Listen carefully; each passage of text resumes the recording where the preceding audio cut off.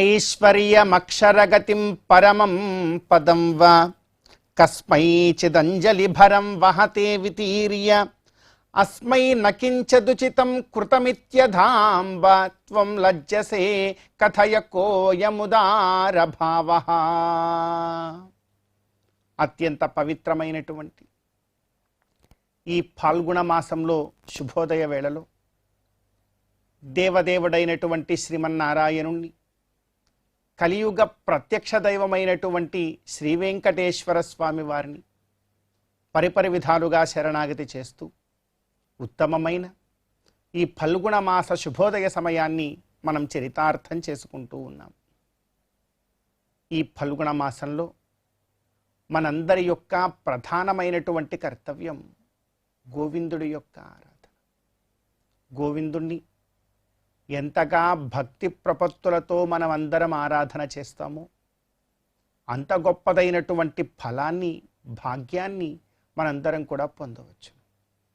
అందుకే గోవిందుడి యొక్క ఆరాధన కన్నా కూడా మిన్న అయినటువంటి కార్యం ఈ మానవ జన్మలో మనకు మరొకటి ఏదీ కూడా లేదు అంటున్నారు పెద్దలందరూ కూడా. అందులోనూ కూడా లక్ష్మీ విశిష్టాద్వైత తత్వంతో ప్రతినిత్యము కూడా వెలుగొందుతూ ఉన్నటువంటి ఆ గోవిందుణ్ణి లక్ష్మీ విశిష్టుడుగా ఆరాధన చేయడం, అది కూడా అమ్మవారిని ఉద్దేశించి ఆరాధన గనక చేసినట్లయితే ఇంకా గొప్ప ఫలం విశేషించి ఈ ఫల్గుణ మాసంలో మనం పొందవచ్చు అంటున్నారు. అమ్మవారు ఎలాంటి వారు అనంటే అమ్మవారి యొక్క గుణగణాలను ఇలా వర్ణన చేస్తూ ఉన్నారు పెద్దలు. ఐశ్వర్యం అక్షరగతిం పరమం పదం వా, అన్నీ కూడా ఇవ్వగలదు. అమ్మ ఐశ్వర్యాన్ని ఇవ్వగలదు, అక్షరగతిని అంటే క్షరము నాశనము లేనటువంటి ఒకానొక ఉన్నత స్థితిని కూడా ఇవ్వగలదు. పరమం పదం పరమపదాన్ని కూడా వసగగలదు ఆ తల్లి. వీటన్నిటినీ ఇస్తూ కూడాను ఐశ్వర్యమక్షరగతిం పరమం పదం వా కస్మైచిత్ అంజలిభరం వహతే వితీర్యా. ఎవరైనా వచ్చి రెండు చేతులు జోడించి అమ్మా నీవే నన్ను కాపాడాలి అంటే చాలు, అతనికి ఐశ్వర్యం కావాలంటే ఐశ్వర్యాన్ని, నాశనము లేనటువంటి ఉత్తమ గతి కావాలంటే అటువంటి స్థితిని, మోక్షాన్ని కూడా అందించగలిగేటువంటి గొప్ప మాతృత్వ స్వభావంతో ఉంటుందట ఆ తల్లి మహాలక్ష్మి అమ్మవారు. అలా ఉండి కూడా తాను అనుకుంటుందట, ఒక మాట చెప్తున్నారు. అస్మై నకించిదుచితం కృతమిత్యధాంబా. అన్నీ ఇచ్చి సర్వము సకలము చేసి కూడా అయ్యయ్యో నా బిడ్డడికి నేనేమీ చేయలేకపోతున్నానే అని చెప్పి మనల్ని చూసి బాధపడుతూనే ఉంటుందట. అయ్యో నా తనయుడు, నా బిడ్డడు, నా భక్తుడు నా దగ్గరికి వస్తూ ఉన్నాడు, నన్నేవేవో అడుగుతున్నాడు, కానీ నేను చేసి పెట్టలేకపోతున్నాను అని చెప్పి త్వం లజ్జసే కథయ కోయముదార భావః. ఆమె చాలా తనకు తానుగా తిట్టుకుంటూ ఉంటుందట, నేను అన్నీ చేయడం లేదే పాపం అని.